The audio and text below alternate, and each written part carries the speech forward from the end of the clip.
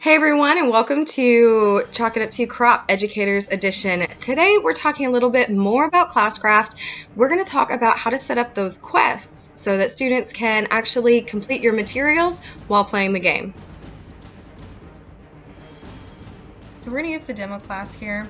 I don't have any characters set up yet, but over here on the left hand side you see this little map icon. It says quests, and this is the game's map. So if I really wanted to and I had the time to spend, I could hit the little plus sign right here and add a quest of my own. But that would mean that I would need to come up with the storyline and the characters and what they say to everybody and all that game creation stuff. And to be honest, I don't have that kind of time. So I go over here to this little storefront icon where we have our marketplace. The marketplace is this really awesome group of quests that other teachers have already created. So they put some of their featured quests here, and you can explore them by your content, what you teach, or you can look at the ones that are the most popular. And if that's going to be what you want to do, then that's an easy way to do it.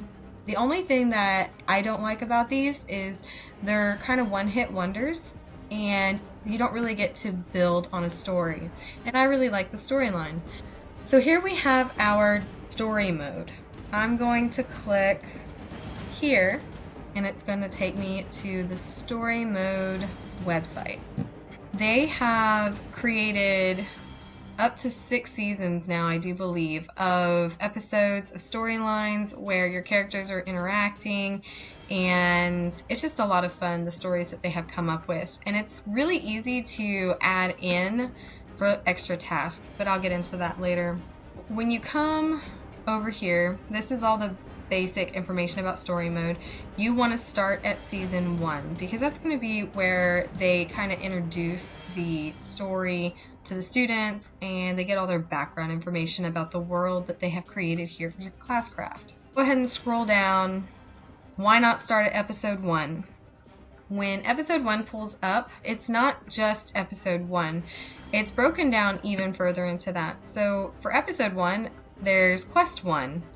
And there's also quest 2, and there's also quest 3. And each one of these quests is going to have a minimum of 4 activities built into it. So when I pull this up, I'm going to choose my demo class to start and import the quest. And then it's asking me if I want to link the quest to Google Classroom, which I do, because that means that the tasks are both on the game and on Google Classroom. And that means that when students turn work into me, it goes to Google Classroom. I will select the Google Classroom that I want to import the activities from. Here, for the quest objectives, I'm going to say create new Google Classroom assignment. So when I do that, it allows me to enter in Google assignments. So I will say lesson 1, and then I can choose my due date by clicking on the calendar. You just pick the day that you want the assignment due. You can change the time if you want. And then lesson 2, lesson 3, and lesson 4. So once I have all of my assignments named, you hit continue. Then the quest actually populates here on the map, and you can scroll out so you can see a little bit more, but these are the assignments that the students are going to have to complete. Also, as soon as you hit complete there, it will go ahead and populate these activities in Google Classroom. So just make sure that you warn your students that multiple assignments will be popping up all at the same time. However, when you click on the activity, you can come over here to where it says task, and you see there's nothing here yet because I haven't actually created the lesson. There's this edit button. When you click on the edit button, it's going to take you straight to Google Classroom. However, since this is my demo class, it's not going to pop up right here. But you will be able to edit the assignment from your Google Classroom, and when you're done, just come back to this page and hit the refresh button, and then everything that you've added in Google Classroom will pop up right here. And then you have your settings. So here I can make it self-paced if I want my students to be able to progress without me holding them back. I can reward them points. Right now it's at 0, so I'm going to give them 50 points for finishing this assignment and 25 gold. Then I'm going to allow them to get another reward for early submission, meaning that they're going to get 150 points and 50 gold. And then discussion, I always allow my students to talk to each other during the game so they can give each other kudos or talk about the activities that they're doing. And you can always change that or block specific students if you need to. And you don't have to hit save or anything. It automatically saves for you. And then you just go down to the next activity, click on task, and work through until you have all of your activities set. So while you're editing a quest, students are not going to be able to see it. They will not be able to see it until you come over here to where we have the little eye, and you're going to click Show Quest. And when you hit Show Quest, it'll pop up for them on their side as well.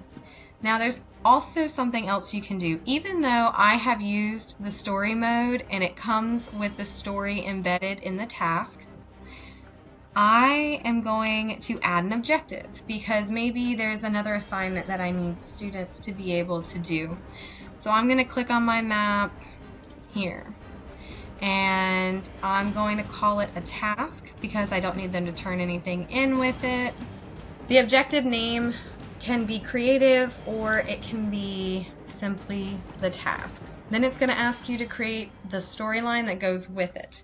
So if you're super creative and you want to add in a little side piece for your story, you can do that, or you can simply say something like timeout.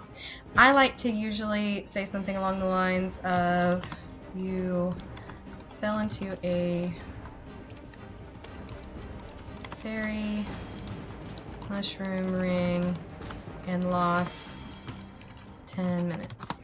Because of the mythological story behind fairy rings and how you would get sucked into the fairy realm for an unknown amount of time. For the task itself, I may call this deer reading, and I would put my directions down here where I explain to my students what they need to do in order to get points for this task. So after you've completed your task, you're going to come to this page. You're going to set your due date and the points that your students will get. And again, I'm going to click on the early reward because I think it's important to teach students that doing things early is always good to do. And again, I like to allow class discussion within the game. So here they're going to get another reward for completing the objective, and I'm going to make it self-paced. So once you save everything, you can see that these extra activities have populated. And what you can do is, if it doesn't matter when students complete something, you can leave it kind of over here by itself, and they just click on it when they want to do it. But if you want to make it part of the journey and you don't want them to be able to progress to the next activity until they've done this outside activity, then you click on the Connect Objects icon over here, and you simply click and drag to put it in the spot you want it.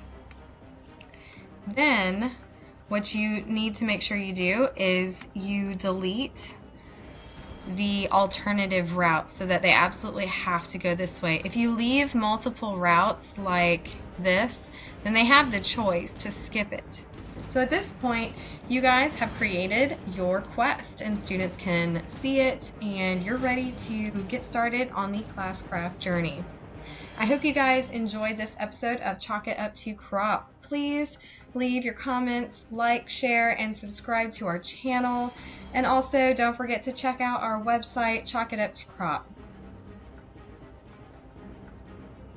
Hey guys, Jessica Senesac here. Just wanted to say thank you to all of you for watching today's video. Please remember to check the description below for any links and information on upcoming videos and any other cool information we have hidden over there. Please remember to like, share, comment, and subscribe to our channel. We need you so that we can keep making our videos. Thanks again for watching, guys.